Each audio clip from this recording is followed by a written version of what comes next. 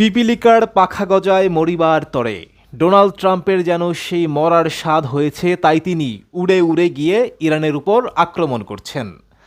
আজকেও মঙ্গলবার সকালেও খবর পাওয়া গেছে ইরানে হামলা হয়েছে। ইরানের ক্ষেপণাস্ত্র কারখানা কেন্দ্র করে, ঘাঁটি কেন্দ্র করে হামলা চালিয়েছে যুক্তরাষ্ট্র। যুক্তরাষ্ট্রের সেন্ট্রাল কমান্ড সেন্টকম বলেছে তারা ইরানের ক্ষেপণাস্ত্র কারখানার পাশাপাশি ওই যে নৌ ঘাঁটিগুলো আছে যেখান থেকে ইরান হরমুজে আক্রমণ চালায় এবং হরমুজে নিয়ন্ত্রণ রাখে, সেই নৌঘাঁটিগুলোতে হামলা চালিয়েছে। যদিও ইরান এ পর্যন্ত নিয়ে কোনো কথা বলেনি, তবে বিশেষজ্ঞরা বলছেন মার্কিন প্রেসিডেন্ট ডোনাল্ড ট্রাম্পের আসলেই সত্যিকারের মরার শখ হয়েছে।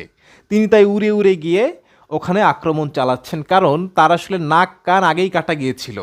বেঁচে ছিল কোনো মতে প্রাণ, সেটুকুও তিনি হারাতে চান।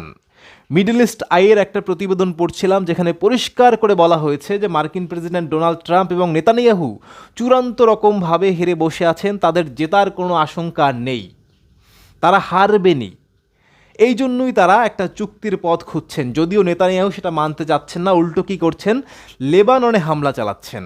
আর মার্কিন প্রেসিডেন্ট ডোনাল্ড ট্রাম্প কী করছেন, তিনি বুঝতে পারছেন না আসলে কী করা উচিত। তিনি ইরানকে নানা রকমভাবে আলোচনার টেবিলে আনতে চান, কিন্তু ইরান বলে দিয়েছে কোনোভাবেই তারা সারেন্ডার করবে না। তাদের পরমাণু ইস্যু থেকে শুরু করে যতগুলো ইস্যু আছে তারা আর কিছুতেই এক চুলো ছাড় দেবে না, কারণ তাদের শ্রেষ্ঠ সম্পদ আয়াতুল্লাহ আলী খামেনিকে তারা যুদ্ধের শুরুতেই হারিয়েছে।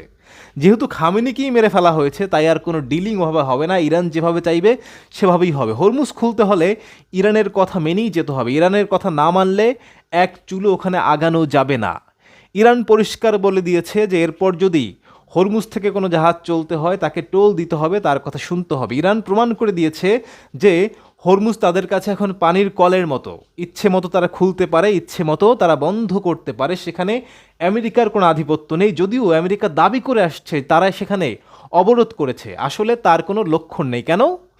সেখান থেকে যখন চীন এবং অন্য দেশগামী জাহাজগুলোকে ইরান ছেড়ে দিচ্ছে, সেখানে কোনো রকম প্রতিরোধ করতে পারছে না মার্কিন বাহিনী। উল্টো তারা নিজেরা গা বাঁচানোর জন্য ওমান সাগর টাগর বা এরকম জায়গায় সরে আসছে। এই জায়গাগুলো থেকে বিশেষজ্ঞরা বলছেন যে আসলে কোনো খেলাই আর যুক্তরাষ্ট্রের হাতে নেই। ইরান যেভাবে বলবে, যেমন করে বলবে তেমন করে আসলে শেষ পর্যন্ত যুদ্ধের রীতি টানতে হবে। কিন্তু মার্কিন প্রেসিডেন্ট হঠাৎ করে তার মাথা নষ্ট হয়ে যায়।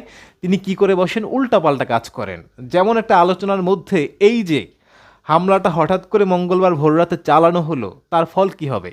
ইরান বেঁকে বসলে আবারও সর্বনাশ। হরমুজে যতটুকু ছাড় দিচ্ছিল, বিশ্বের জ্বালানি ব্যবস্থা টিকে ছিল মোটামুটি, কিন্তু এবার যদি আবার ইরান আটকে দেয়, আবার কি হবে? আবার সেই পুরনো কাণ্ড। তখন নেতানিয়াহু এবং ট্রাম্প দুজনেই বিপদে পড়বেন। অনেকেই বলেন যে